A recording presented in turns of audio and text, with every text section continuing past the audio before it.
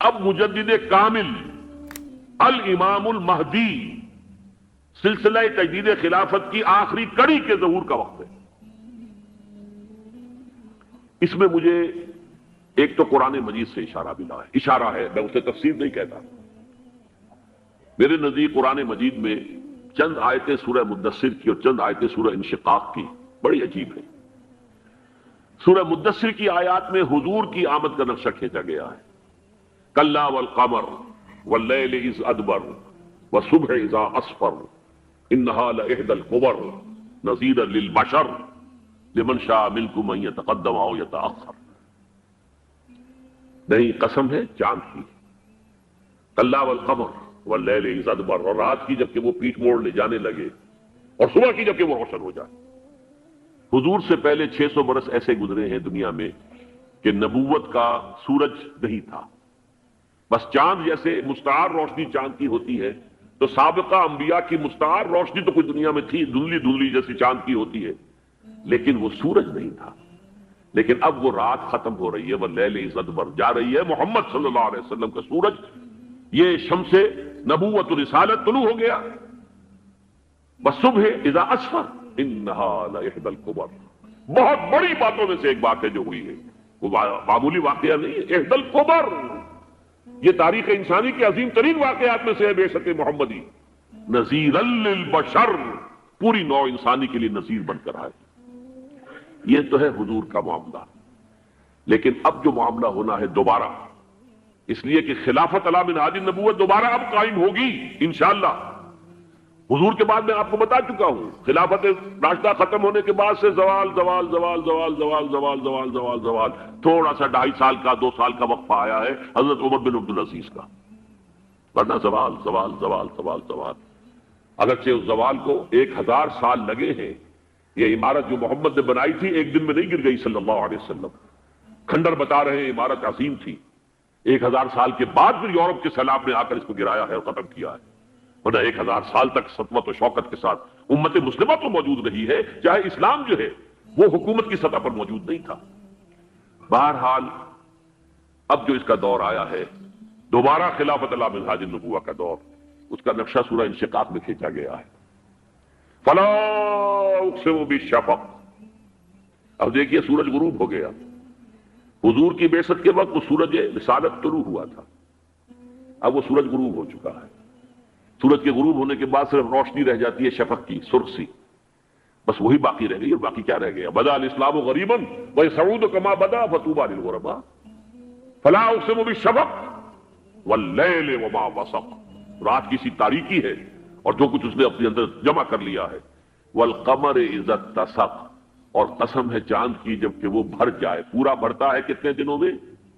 14 دن میں، اور 14 صدیوں کے بعد اب پہلی صدی کا جس نے کہ تجدید کامل کی عمر بن عبدالعزیز، 14 صدیوں کے بعد اب 15ویں صدی میں الامام المہدی کے ظہور کا وقت قریب ہے۔ اب جو کچھ مجھے حضرت امام المہدی کے بارے میں کہنا ہے، دوبارہ اپنی بات دہرا رہا ہوں، یہ میرا ذاتی گمان ہے، اختلاف کیا جا سکتا ہے، میرا گمان یہ ہے کہ یہ اب جو مجدد آئیں گے وہ حضرت مہدی ہوں گے۔ پہلی بات تو یہ جان لیجئے کہ مہدی 2 ہیں، ایک شیعوں کے مہدی، ایک سنیوں کے مہدی، ان میں بڑا فرق ہے۔ شیعہ حضرات مہدی کو مانتے ہیں، وہ ان کے 12ویں امام ہیں، ان کے عقیدے کے مطابق انہیں پیدا ہونے کے فوراً بعد اس اندیشے سے کہ انہیں قتل کر دیا جائے گا ایک غار میں چھپا دیا گیا تھا، تقریباً 1200 برس سے وہ اس غار کے اندر ہیں، وہ روپوش ہیں، چھپے ہوئے ہیں، اسی لیے انہیں امام غائب کہا جاتا ہے، اور اب ان کا انتظار ہو رہا ہے اس لیے انہیں امام منتظر بھی کہا جاتا ہے۔ اس لیے شیعوں کے دارالعلوم جو ہوتے ہیں دارالعلوم المنتظر، وہ اس لیے کہ ان کا انتظار کیا جا رہا ہے۔ تو یہ ہے، اب وہ ان کا خیال ہے کہ آخری دور میں، آخری زمانے میں وہ ظاہر ہو جائیں گے، غار سے نکل آئیں گے۔ دیکھیے میں اس عقیدے کو اس بنا پر رد نہیں کرتا کہ یہ ناممکن ہے کہ کیسے کوئی شخص جو ہے 1200 برس تک کسی غار کے اندر زندہ رہ سکتا ہے، نہیں، میں سمجھتا ہوں ممکن ہے۔ 300 برس تک اصحاب کہف رہے کہ نہیں رہے؟ سوئے رہے، 300 ایئرس ہم مانتے ہیں. حضرت عیسیٰ اسی حیات عرضی کے ساتھ 2000 سال سے موجود ہیں آسمان پہ کہ نہیں ہے؟ آپ کو معلوم ہے حضرت عزیر 100 برس تک مرنے کے بعد دوبارہ زندہ کر دیے گئے. فَأَمَاتَهُ اللَّهُ مِئَةَ عَامٍ ثُمَّ بَعَثَهُ. تو ناممکنات میں سے کوئی سوال پیدا نہیں ہوتا. لیکن یہ کہ آیا کوئی امامت معصومہ کا تصور قرآن اور حدیث سے ہمیں ملتا ہے؟ پھر یہ کیا یہ موروثی امامت کہ حضرت علی کی نسل جو حضرت فاطمہ سے چلی ہے اسی میں یہ امامت ہوگی؟ اس کے لیے ہمارے پاس کوئی دلیل نہیں ہے، ہم اس کو تسلیم نہیں کرتے. ہم تو سمجھتے ہیں کہ معصومیت ختم ہو گئی محمد الرسول اللہ صلی اللہ علیہ وسلم پر. خاتم المعصومین ہے محمد الرسول اللہ. اب ان کے بعد تو اجتہاد ہے اور خلافت ہے. عام معاملات میں اجتہاد ہوگا، نظام خلافت کا ہوگا. تو ہمارے نزدیک جو میں جس مہدی کا نام لے رہا ہوں وہ مہدی ہے جو ایک مجدد ہوں گے، جیسے کہ مجددین کے نام میں نے آپ کو گنوائے. مجدد الفسانی ہو، شاہ ولی اللہ ہو، سید احمد بریلوی ہو، شیخ الہند ہو، ایک ہوں گے انسان بھی پیدا ہوں گے انسانوں کی طرح عام طور پر اپنی عمر کو پختگی کو پہنچیں گے، پھر وہ سامنے آئیں گے منظر پر، پھر وہ کام کریں گے، قیادت کریں گے. عرب میں ان کا ظہور ہوگا. دوسری بات یہ نوٹ کر لیجئے حضرت مہدی کے بارے میں، ہمارے ہاں احادیث کے جو مجموعے ہیں ان میں جو ٹاپ کے 2 مجموعے ہیں ان میں کہیں حضرت مہدی کا ذکر نہیں ہے، نہ صحیح بخاری میں نہ صحیح مسلم میں. لیکن ہم اسے نظر انداز نہیں کر سکتے کہ صحائح ستہ کی بقیہ 4 کتابوں کے اندر موجود ہیں، لہذا نظر انداز نہیں کر سکتے، اگنور کرنا ممکن نہیں ہے. اب اس میں میں چاہتا ہوں کہ کچھ حدیثیں آپ کو میں سناؤں جن میں حضرت مہدی کا تذکرہ کیا گیا ہے. پہلی ہے وعن عبداللہ ابن مسعود قال قال رسول اللہ صلی اللہ علیہ وسلم. حضرت عبداللہ ابن مسعود سے روایت ہے، وہ فرماتے ہیں کہ حضور نے ارشاد فرمایا لا تذهب الدنيا حتى يملك العرب رجل من اہل بیتی. یہ دنیا ختم نہیں ہوگی جب تک کہ عرب پر میرے اہل بیت میں سے ایک شخص کی حکومت قائم نہ ہو. اور آپ کو معلوم ہے کہ آج تک عرب پر حضور کے اہل بیت کی کوئی حکومت قائم نہیں ہوئی. اور جب قائم ہوئی بھی تھی حضرت علی کو اگر شمار کیا جائے، اس لیے کہ حضور نے وہ جو مشہور واقعہ ہے کہ ایک چادر میں لے لیا تھا حضرت علی کو اور حضرت فاطمہ اور حضرات حسنین کو، اللہم ہؤلاء اہل بیتی، اے اللہ یہ بھی میرے اہل بیت ہیں. تو حضرت علی کی بھی حکومت منعقد نہیں ہوئی، پورے عالم اسلام پر ان کی حکومت نہیں تھی، اس لیے کہ شام اور مصر دونوں صوبے جو ہیں انہوں نے ان کی اطاعت قبول نہیں کی تھی. اس حوالے سے یہ معاملہ ابھی ہونا ہے. لا تذهب الدنيا حتى يملك العرب رجل من اہل بیتی یواطئ اسمہ اسمی. اس کا نام وہی ہوگا جو میرا نام ہے، یعنی محمد صلی اللہ علیہ وسلم، اور ان کا نام بھی مہدی کا نام بھی محمد. مہدی تو ان کا لقب ہے. یہ ترمذی میں بھی ہے، ابو داؤد میں بھی ہے، سنن ابی داؤد جامع ترمذی. بلکہ ابو داؤد میں ایک اور روایت ہے، قال حضور نے فرمایا لو لم يبقى من الدنيا الا يوم، اگر دنیا کی زندگی میں سے کچھ بھی نہ بچے سوائے ایک دن کے، لطول اللہ تعالی ذلك اليوم، تو اللہ تعالیٰ اس دن کو لمبا کر دے گا، حتی یبعث فیہ رجلا منی، یہاں تک کہ میرے خاندان میں سے ایک شخص کو اٹھائے گا، من اہل بیتی، میرے اہل بیت میں سے، یواطئ اسمہ اسمی و اسم ابی ہے اسم ابی، جس کا نام میرے نام پر ہوگا، جس کے والد کا نام میرے والد کے نام پر ہوگا، محمد ابن عبداللہ ان کا نام ہوگا. اور وہ یملأ الارض قسطا وعدلا کما ملئت ظلما وجورا، وہ سرزمین عرب کو عدل اور انصاف سے اسی طرح بھر دیں گے جیسے کہ وہ ظلم اور زیادتی سے بھر چکی ہوگی.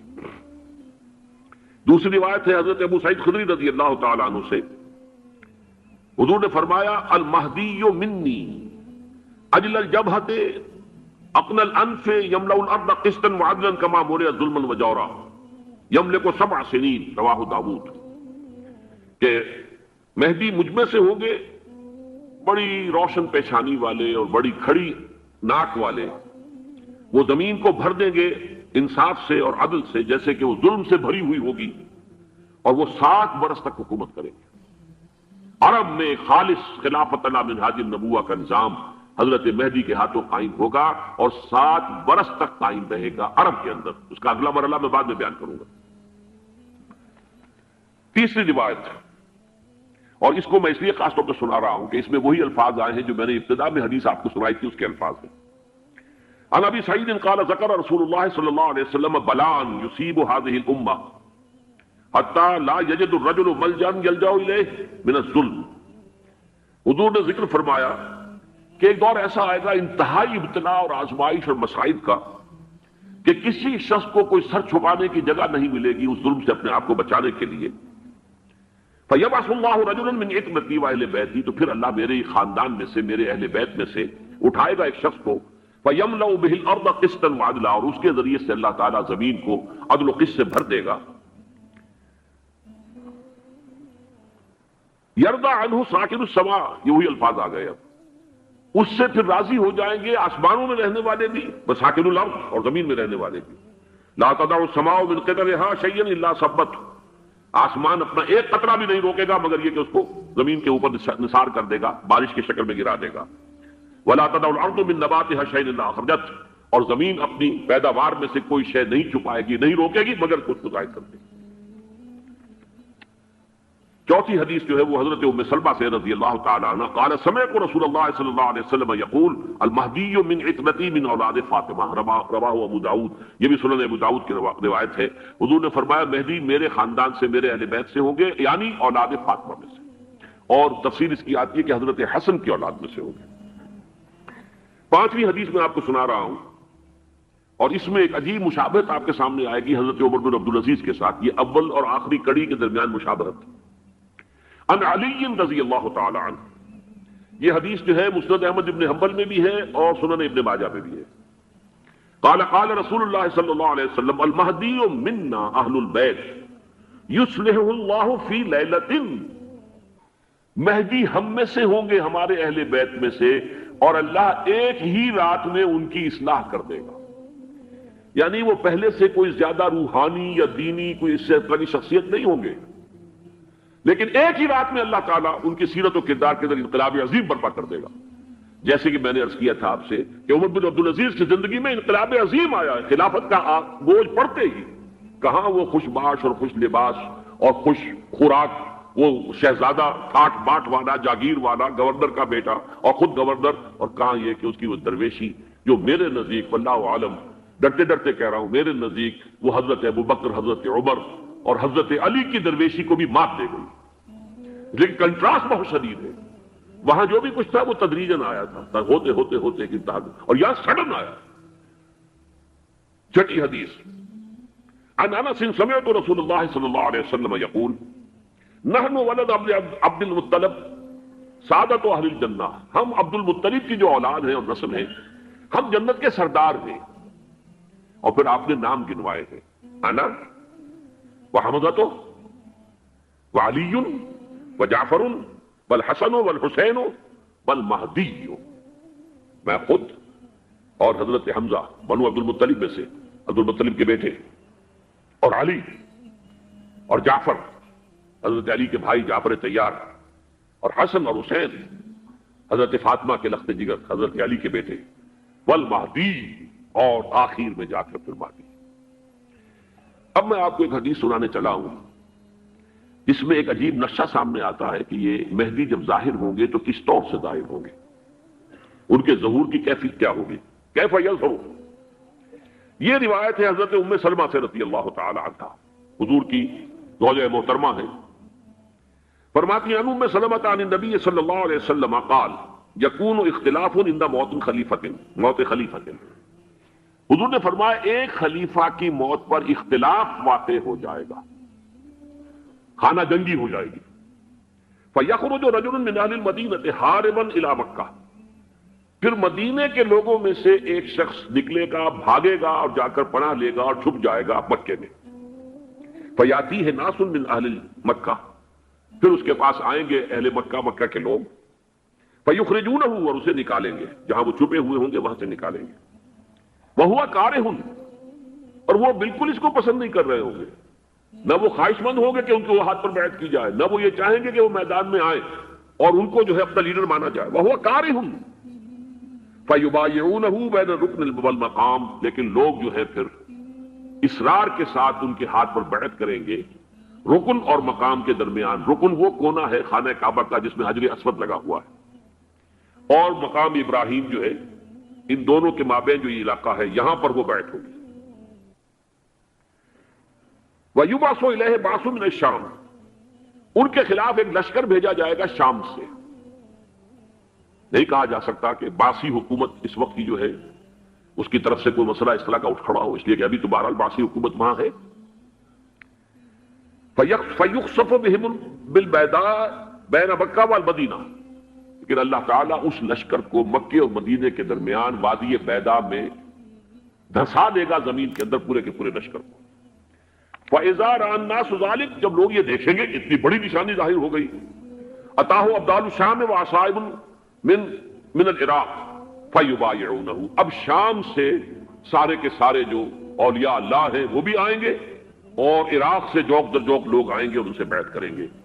وَيَعْمَلُ فِي النَّاسِ بِسُنَّةِ نَبِيِّهِمْ، پھر وہ عمل کریں گے لوگوں کے مابین، حکومت کریں گے اپنے نبی کی سنت کے مطابق۔ وَيُلْقِي الْإِسْلَامُ بِجَنَانِهِ، اور اسلام اپنی گردن زمین پر ٹکا دے گا۔ وَالْأَرْض، فی الارض زمین میں، فَيَلْبَسُ 7 سنین، پھر وہ 70 برس تک حکمران رہیں گے، 7 برس تک حکمران رہیں گے۔ ثم یتوفا، پھر ان کا انتقال ہوگا، ویصلی علیہ المسلمون، اور مسلمان ان پر نماز پڑھیں گے۔ یہ جو میں نے آپ کے سامنے نقشہ کھینچا ہے، اس سے اب میں ایک نتیجہ نکالتا ہوں، اسے بھی میرا گمان کہیے، اختلاف بھی کر سکتے ہیں آپ، اگر اس کو وزنی سمجھے تو قبول بھی کر سکتے ہیں۔ وہ یہ ہے کہ میرے نزدیک شاہ فہد کے انتقال پر لا محالہ یہ صورتحال پیدا ہو جائے۔ ولی عہد وہاں ہے عبداللہ بن عبدالعزیز، امریکہ کو وہ پسند نہیں کرتے اور امریکہ انہیں پسند نہیں کرتا، یہ بالکل تشخص بام ہے۔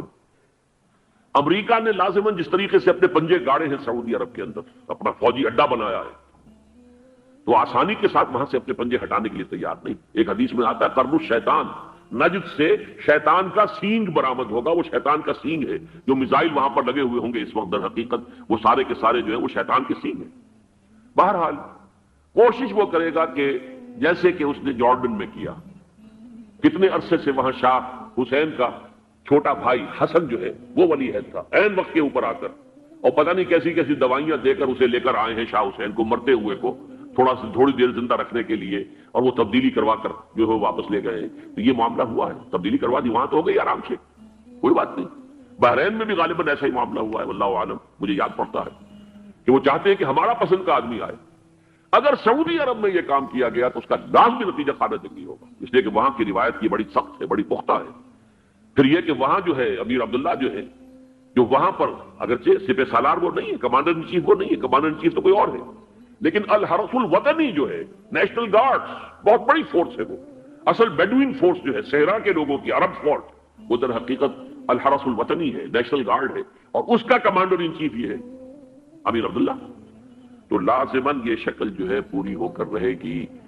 جیسے ہی یہ معاملہ ہوا شاہ فہد کے انتقال کا، تو یہ اختلاف ہوگا، خانہ جنگی ہوگی، پھر کوئی اللہ کا بندہ جو ہوگا، میرے نزدیک، میں آج سے کوئی 6-7 سال پہلے سالانہ اجتماع تھا تنظیم اسلامی کا راولپنڈی میں، میں نے اس وقت وہاں کہا تھا، اس سے ذرا اخبارات میں بھی کچھ وہ کنٹروورسی آئی تھی کہ میرے نزدیک امام مہدی پیدا ہو چکے ہیں، ان کے ظہور کا وقت قریب ہے۔ اور اس کی تھوڑی سی بات میں مجھے معلوم ہوا کہ جین ڈکسن غالباً نام ہے امریکن اس کا، جس نے یہ پیشن کوئی خبر دی تھی کہ 1962 میں عالم عرب میں ایک بچہ پیدا ہوا ہے کہ جو وہاں کا نقشہ بدل کر رکھ دے گا۔ یہ جین ڈکسن کی غالباً پیشن گوئی ہے۔ بہرحال مجھے اس کی پیشن گوئی سے کوئی دلچسپی نہیں ہے، میں تو جو احوال دیکھ رہا ہوں، یعنی اسرائیل کا قائم ہو جانا، اور اس کے بعد اب یروشلم کا مسلمانوں کے ہاتھوں سے نکل جانا، اور اب گویا کہ وہ الملحمۃ العظمیٰ جو ہے تلی کھڑی ہے، کسی بھی وقت جو ہے یہ جو ہے وہ لاوا پھٹ سکتا ہے، آتش فشاں پھٹ سکتا ہے۔ تو یہ تمام حالات ایسے ہیں کہ جن کی وجہ سے میں سمجھتا ہوں کہ ایک تو جو قرآن مجید کے اشارات میں نے آپ کو بتائے، 14 صدیاں، 14 دن میں چاند کا پورا ہونا، والقمر اذا اتسق، 14 دن میں 14ویں کا چاند، اسی طرح اب یہ 14 صدیوں کے بعد یہ صدی جو 15ویں صدی ہے، یہ در حقیقت ظہور امام مہدی کی صدی ہے۔ لیکن یہ کہ امام مہدی کی حکومت قائم کرنے کے لیے کون لوگ آئیں گے؟ عرب جو ہیں وہ اندر سے کھوکھلے ہو چکے ہیں، عیاشی نے، دولت نے، پیسے نے، دولت، پیسہ، عیاشی، اس کی وجہ سے کھوکھلے ہو چکے ہیں۔ یہاں میں آپ کو 2 حدیثیں سنانا چاہتا ہوں۔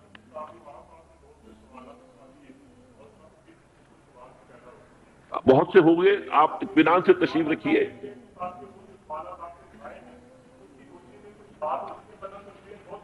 بہت ہوگی، بات ہوگی، آپ اس طرح صبر سے سن لیجئے، میں اب تقریباً اپنی گفتگو کے اختتام تک پہنچ رہا ہوں۔ سنن ابن ماجہ کی روایت ہے حضرت ابو ہریرہ سے رضی اللہ تعالی عنہ، قال قال رسول اللہ صلی اللہ علیہ وسلم اذا وقعت الملاحم بعث اللہ بعثا من الموالی ہم اکرم العرب فرسا واجودہ سلاحا یوید اللہ بہم الدین، رواہ ابن ماجہ عن ابی ہریرہ رضی اللہ تعالی عنہ۔ جب ملاحم کا دور شروع ہوگا تو اللہ تعالیٰ اٹھائے گا ایک لشکر یا لشکروں پر لشکر موالی میں سے۔ موالی کون ہے؟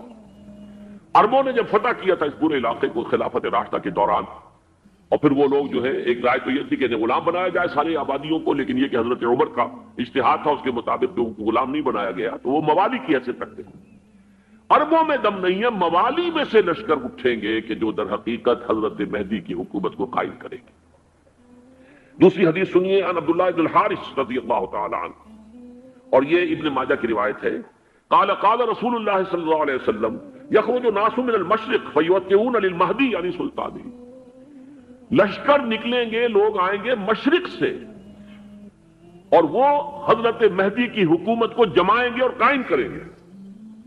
اب ذرا نوٹ کیجئے کہ جزیرہ نما عرب کے مشرق میں کون سے ملک ہیں؟ 3، ایران، افغانستان، پاکستان، یہ 3 سالڈ مسلم ممالک، مسلم آبادی اکثریت۔ ویسے تو یہ کہ آگے ہندوستان میں 20 کروڑ مسلمان ہیں، لیکن وہ 20 کروڑ جو ہے وہ تو 80 کروڑ کے اندر تحلیل ہو جاتے ہیں غیر مسلموں میں، لیکن یہاں جو معاملہ ہے یہ خالص اکثریت کے۔ ان میں سے ایران کا معاملہ جہاں تک ہے، نمبر 1 یہ کہ وہ شیعہ عقائد کے حصار میں بند ہے، اس سے ادھر ادھر ہونا اس کے لیے ممکن نہیں۔ حدیث میں یہ بھی آتا کہ اصفہان سے 70,000 یہودی دجال کا ساتھ دیں گے۔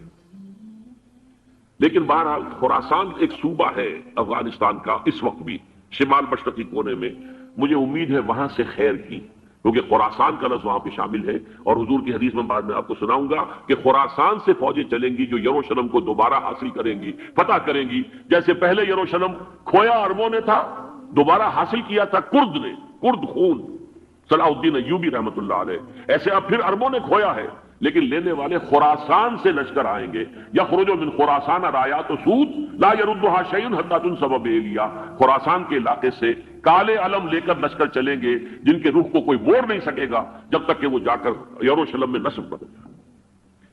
اس کے بعد نام آتا ہے پاکستان کا۔ یہ ہے میری اور آپ کی داستان، اور یہ ہے سبب جس کی وجہ سے کہ میں آپ سے یہ گفتگو کر رہا ہوں۔ اصل میں تو کس لیے؟ محض ایک علمی استفادہ، محض اپنی بات آراء کو ظاہر کرنے کا شوق نہیں، بلکہ یہ کہ اپنی ذمہ داری ہم پہچانیں کہ ہم کس مقام پر کھڑے ہیں۔ دیکھیے، اس پاکستان کے بارے میں یا ہندوستان کے بارے میں علامہ اقبال نے کہا تھا اپنے ترانہ ملی میں، میرے عرب کو آئی ٹھنڈی ہوا جہاں سے، میرا وطن وہی ہے، میرا وطن وہی ہے۔ اور مجھے بتایا گیا کہ سنن ابی داؤد میں یہ روایت موجود ہے کہ حضور نے فرمایا کہ ہندوستان کی طرف سے مجھے ٹھنڈی ہوا آتی، اگرچہ مجھے وہ حدیث ابھی نہیں ملی ہے، لیکن حزب التحریر کا ایک کارڈ مجھے ملا تھا، تو اس میں اس حدیث کا اور اس میں ابو داؤد کا روایت کا حوالہ موجود تھا۔ لیکن میں جو چیز آپ کو بتا چکا ہوں وہ یہ کہ الف ثانی کا پورا تجدیدی کارنامہ اس ہندوستان کی سرزمین میں ہوا۔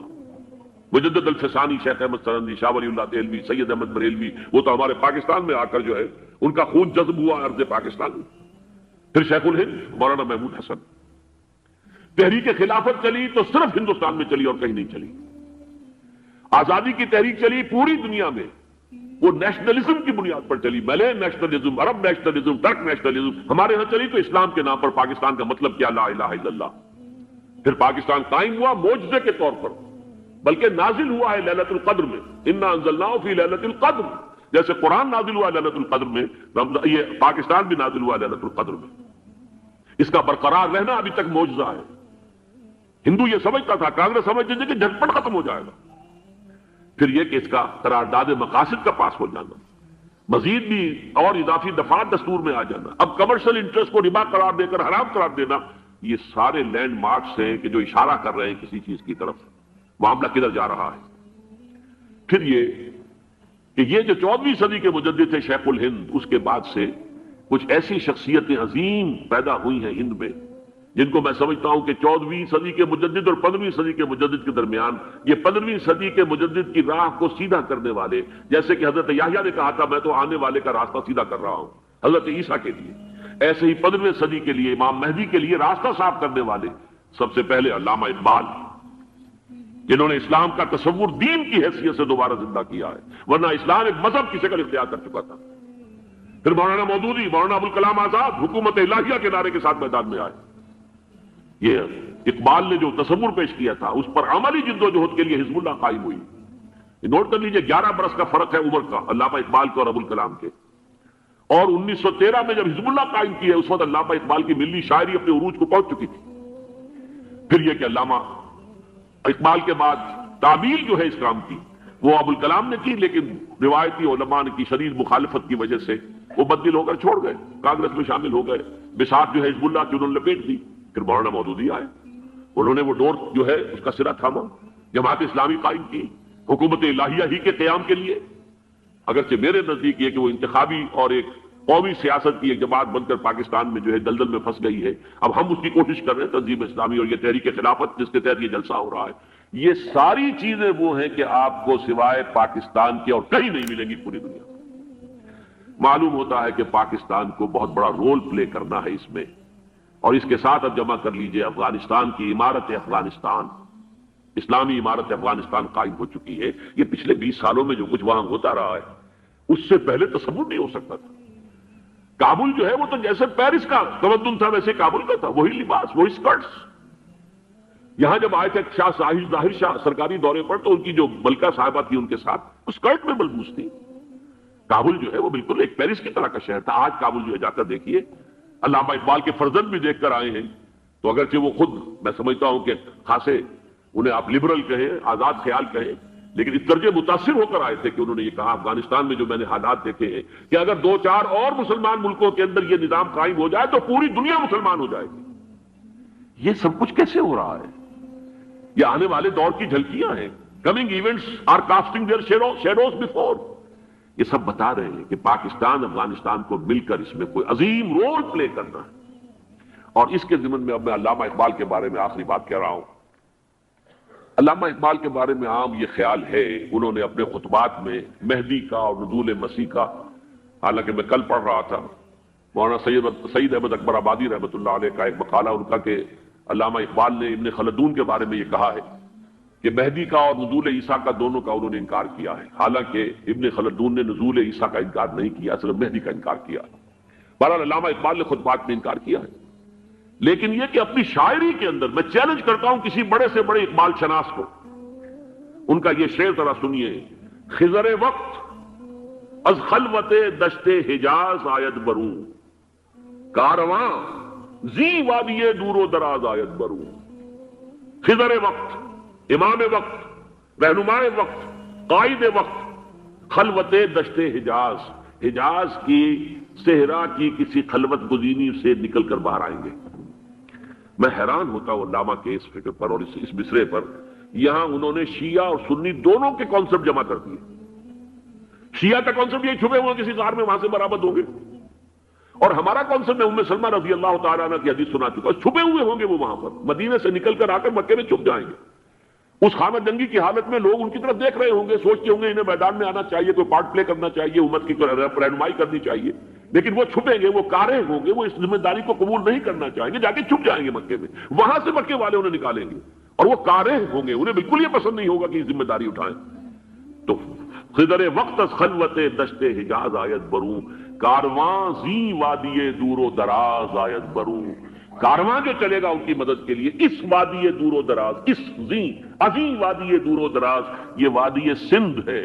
وادی سندھ جو ہے ہم سمجھتے ہیں کہ صرف یہ پاکستان اور پنجاب جو ہے یہ اس میں شامل ہے، سندھ اور پنجاب نہیں، افغانستان کا پورا مشرقی علاقہ اس میں شامل ہے۔ جیسے دریائے جیلم سندھ میں جا رہا ہے، جیسے دریائے گلگت سندھ میں آ کر ملتا ہے، جیسے دریائے چناب اور راوی اور جیلم اور یہ سب جا رہے ہیں اور آ رہے ہیں، اسی طرح دریائے کابل کہاں سے آ رہا ہے، دریائے گومل کہاں سے آ رہا ہے، ٹوچی کہاں سے آ رہا ہے، یہ سارا جو ہے ڈرین جو ہو رہا ہے ایسٹرن جو ہے پارٹ آف افغانستان، یہ سب وادی ہے۔ اس وادی کے یہ دو حصے ہیں، ایک حصہ جو ہے یہ ادھر پاکستان میں ہے اور اسی وادی کا دوسرا حصہ جو ہے وہ افغانستان میں ہے۔ کارواں زی وادی دور و دراز آیت برو، کارواں چلے گا یہاں سے، یخرج الناس من المشرق یؤتون للمہدی یعنی سلطان ہی، مشرق سے فوجیں چلیں گی کہ جو مہدی کی حکومت قائم کرے گی، اور یخرج من خراسان رایات و سود، اور خراسان سے سیاہ پرچم چلیں گے کہ جن کا رخ کوئی موڑ نہیں سکے گا، حتیٰ تنصب بیلیا، یہاں تک کہ وہ جا کر یروشلم کے اندر نصب ہو جائیں گے۔ حضرات، میں ایک میری گفتگو کا حصہ باقی تھا لیکن میں اسے چھوڑ رہا ہوں، اس لیے کہ گلوبلائزیشن جو اس کی ہوگی، جو خلافت علی منہاج النبوہ کی تجرید کامل حضرت مہدی کے ہاتھوں عرب میں ہوگی، اس سے پہلے اس کے لیے محنت، کوشش، جد و جہد پاکستان اور افغانستان میں ہو چکی ہوگی جو اسے سپورٹ کرے گی اور وہاں جا کر حکومت قائم کرے گی۔ اس کے بعد گلوبلائزیشن کا جو مرحلہ اس کا ہے وہ حضرت مہدی کے ہاتھوں نہیں ہے، وہ حضرت عیسیٰ ابن مریم ان کے نزول کے بعد ہے۔ ان کے نزول کے بعد دجال کا خاتمہ ہوگا اور یہودیوں کا استحصال ہوگا، مسلمانوں پر بھی بڑی تکالیف عربوں پر آئیں گی، شدائد آئیں گے، لیکن یہ وہ میں حصہ جو اپنی گفتگو کا آج چھوڑ رہا ہوں اس لیے کہ میں دیکھ رہا ہوں کہ بعض حضرات کا صبر کا پیمانہ اب لبریز ہو رہا ہے۔ السلام علیکم سامعین، آپ لوگ ڈاکٹر اسرار احمد صاحب کے اور بیانات سننا چاہتے ہیں تو ہمارے چینل کو سبسکرائب ضرور کرتے ہیں۔